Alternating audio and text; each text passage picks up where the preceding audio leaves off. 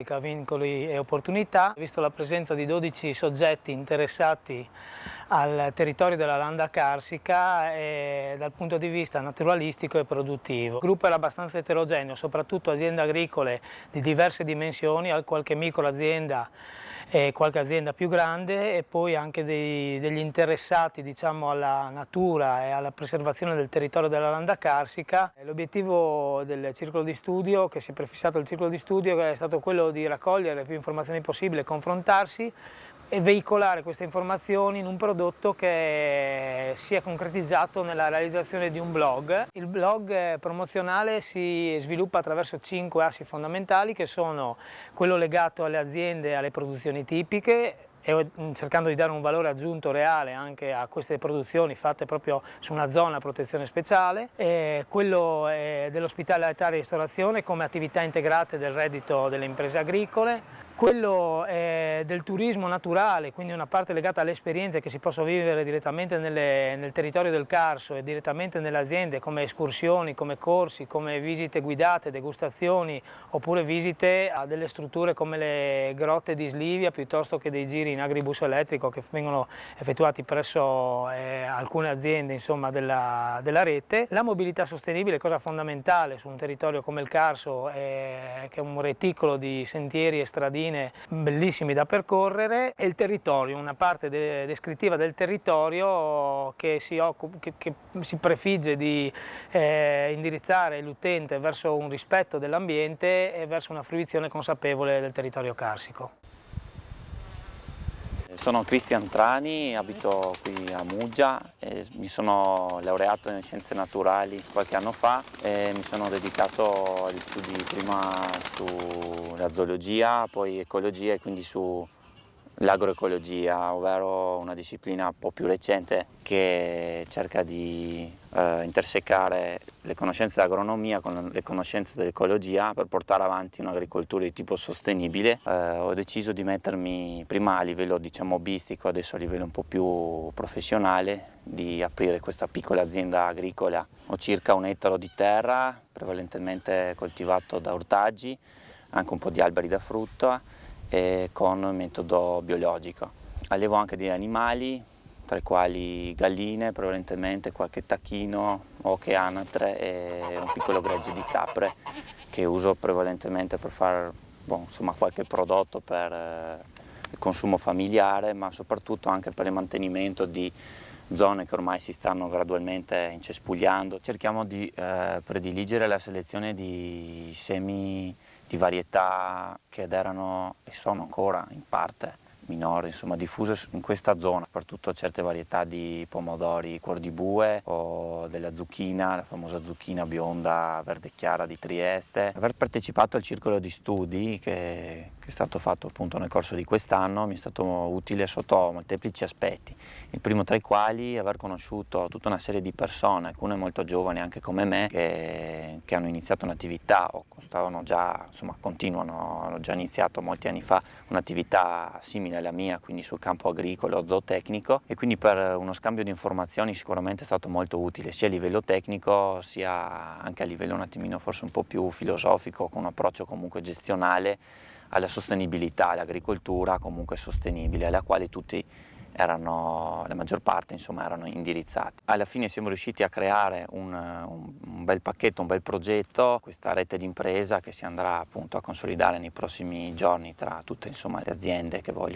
sono interessate, e così si creerà comunque un gruppo innanzitutto di scambio sia di informazioni a livello tecnico, agronomico, zootecnico, ma sia anche di scambio di prodotti, da appunto ortaggi a prodotti di origine animale, un marchio che verrà riportato sulle etichette di ogni prodotto, sulle cassette insomma dei prodotti,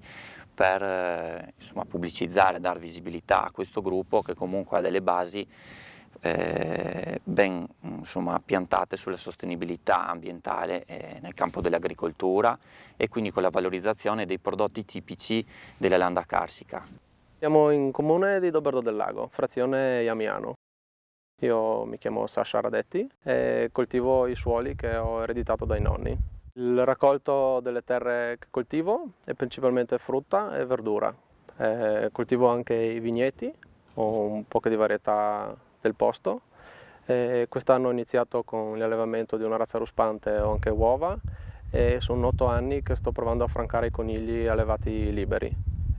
quest'anno con ottimi risultati. Ho partecipato al circolo di studio sulla landa carsica. Abbiamo affrontato i vantaggi e i svantaggi che presenta il territorio del Carso. Come esperienza è stata strepitosa, nel senso che ci siamo trovati tutti quanti con gli stessi valori e il fatto di poter fare sia da formatore che da allievo contemporaneamente mi ha arricchito tantissimo. Da questo gruppo di persone poi sono nate delle relazioni con cui continuiamo a collaborare, ci sentiamo e ci vediamo. Dalle relazioni che abbiamo intrecciato col circolo di studi prevedo che possa nascere una bellissima collaborazione in futuro. Sul territorio del Carso c'è finalmente una rete attiva di persone che vede il potenziale del territorio. E attraverso i valori che abbiamo riscoperto immagino ci sarà un bellissimo e fortissimo passo avanti nello sviluppo del Carso. Io sono Davide Samsa,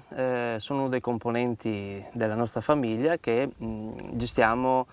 questa azienda agricola che si chiama Bioagriturismo Parco Rurale Alture di Polazzo e siamo presenti qui ormai già da tantissimi anni perché il nostro bisnonno ha cominciato nel 1907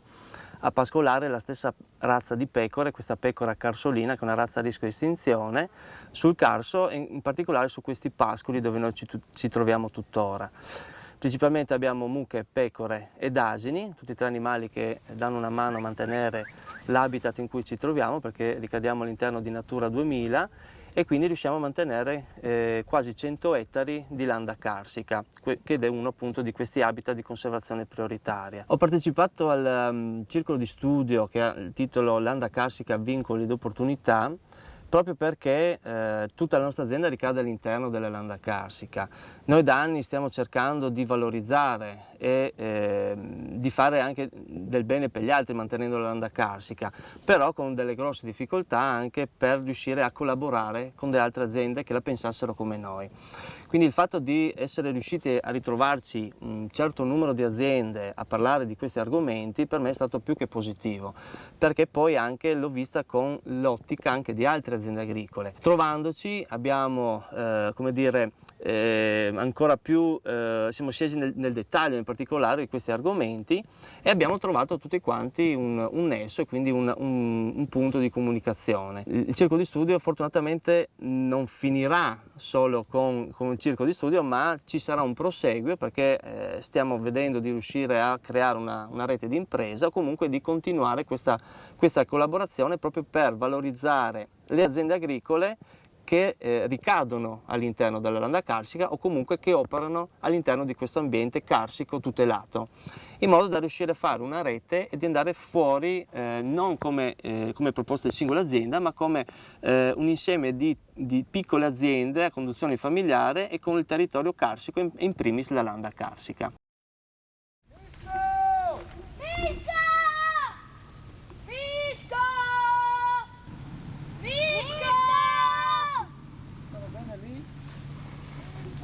Fisco! Fermo! Fisco! Di solito corrono come affermati. Adesso andiamo a finiscono un numero tutto grande. Fisco!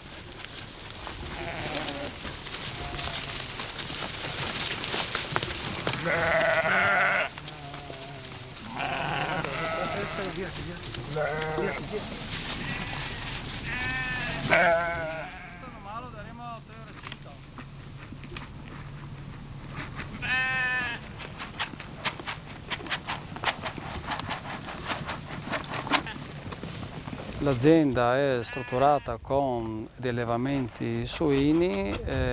ovi caprini per valorizzare la landa carsica in modo tale di ripristinarla e mantenerla. Il circolo di studio Landa Carsica è un progetto nato con un intento innovativo dove vengono raggruppate più aziende e mi sembra una cosa positivissima nei momenti di evoluzione globale dell'offerta del territorio. Il modello transfrontaliero dei cicli di studio valorizza le reti ai diversi livelli, sia nella fase di analisi dei fabbisogni, che assume una particolare rilevanza nelle attività, a quella di promozione, alla fase di gestione dei cicli di studio vera e propria.